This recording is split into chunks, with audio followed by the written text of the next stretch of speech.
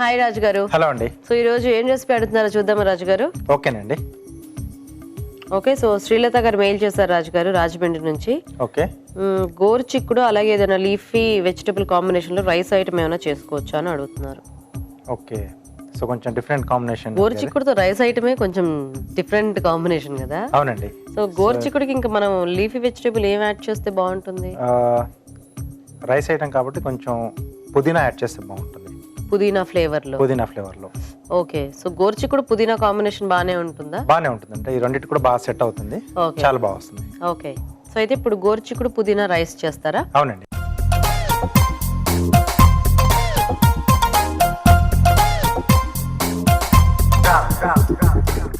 Okay, మరి గోరుచిక్కుడు పుదీనా rice తయారీకి కావాల్సిన పదార్థాలు ఏంటో ఒకసారి చూద్దాం.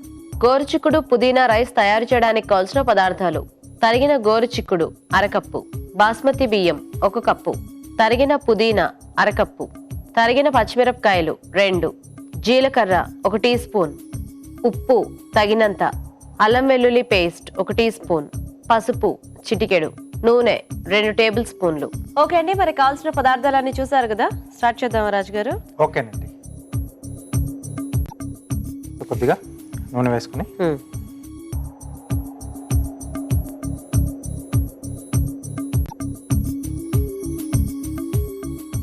కొద్దిగా జీలకర్ర అండి. ఓకే,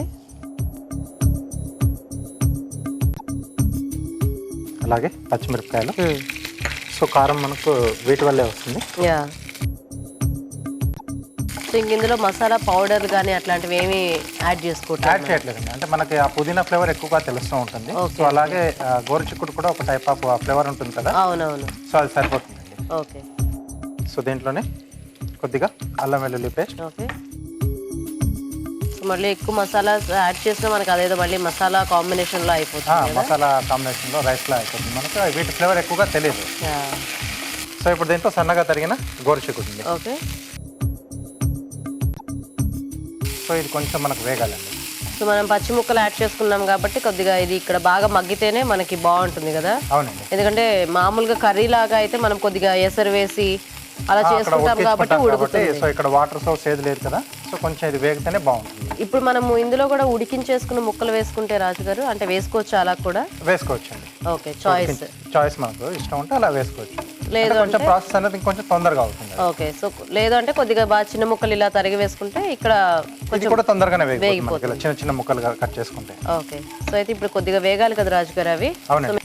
ఓకేనా రాజు గారు? వేయండి. మంచి గోరుచిక్కుడు స్మెల్ కూడా బాగా వస్తుంది. ఎస్. సో ఇప్పుడు దీంట్లో రైస్ క్వాంటిటీకి సరిపడా ఉప్పు. ఓకే,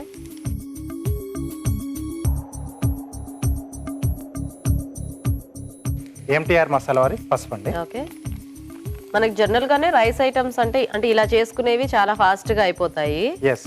సో ఇక్కడ మనము గోరుచిక్కుడు కూడా ఉడికించి పెట్టుకుంటే మనకు అసలు ఇది ఇంక ఇట్లా నిమిషం పనే కదా. అంతేనండి. సన్నగా తరిగిన పుదీనా. ఓకే,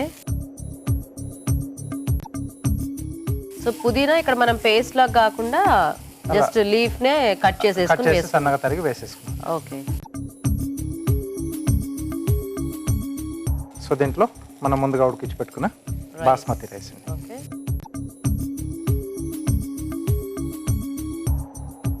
సో ఇలాంటివన్నీ చక్కగా వర్కింగ్ ఉమెన్ కి కానీ అలాంటి వాళ్ళకి చాలా బాగా పనికొచ్చే రెసిపీస్. ఎస్, తక్కువ టైంలో డిషెస్ ఫాస్ట్ గా చేసేసుకోవచ్చు.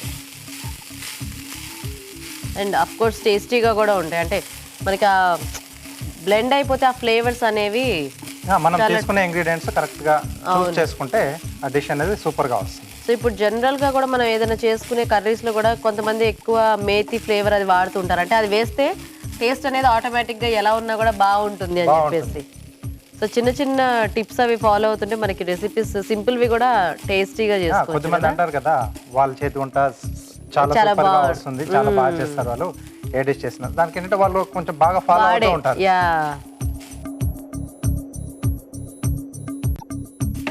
ఓకే, సో రైస్ వేసి కొంచెం మగ్గితే మనకి ఆ రైస్ కూడా ఈ ఫ్లేవర్స్ అన్ని బాగా పట్టేస్తాయి. ఓకే, సో రెడీ అయిపోయింది. ఓకే, ప్లేట్ ఇస్తారా? సో మనం మామూలుగానే కొద్దిగా పుదీనా వేసుకుంటేనే ఆ ఫ్లేవర్ అనేది మనకు చాలా బాగా వస్తుంది. ఇక్కడ కొంచెం ఎక్కువ క్వాంటిటీలో వాడాం కదా, ఇంకా నాకు అసలు జలుబు చేసింది కానీ అయినా కూడా ఆ పుదీనా ఫ్లేవర్ అనేది బాగా తెలుస్తోంది. తెలుస్తుంది పుదీనాకున్న ఆ గుణమే అది. యా. సో పైన కొద్దిగా పుదీనా అండి. ఓకే. గోరుచిక్కుడు పుదీనా రైస్ రెడీ అండి. వావ్. ఓకే, మరి వేడివేడిగా రైస్ ఐటమ్ రెడీ అండి. టేస్ట్ చూసే ముందు గోరుచిక్కుడు పుదీనా రైస్ తయారీ విధానం ఎలాగో ఇంకోసారి చూద్దాం. గోరుచిక్కుడు పుదీనా రైస్ తయారు చేసే విధానం: ముందుగా బాస్మతి బియ్యం ఉడికించి పొడి పొడిలాడేలాగా అన్నం సిద్ధం చేసుకోవాలి. ఒక పాన్ లో నూనె వేసి జీలకర్ర, తరిగిన పచ్చిమిరపకాయలు, అల్లం వెల్లుల్లి పేస్ట్ వేసి వేయించాలి. దీనిలో తరిగిన గోరుచిక్కుడు వేసి వేగాక ఉప్పు, పసుపు, తరిగిన పుదీనా వేసి వేగనివ్వాలి. తర్వాత అన్నం వేసి బాగా కలుపుకోవాలి. ఆపై తరిగిన పుదీనాతో గార్నిష్ చేసి సర్వ్ చేసుకుంటే గోరుచిక్కుడు పుదీనా రైస్ రెడీ.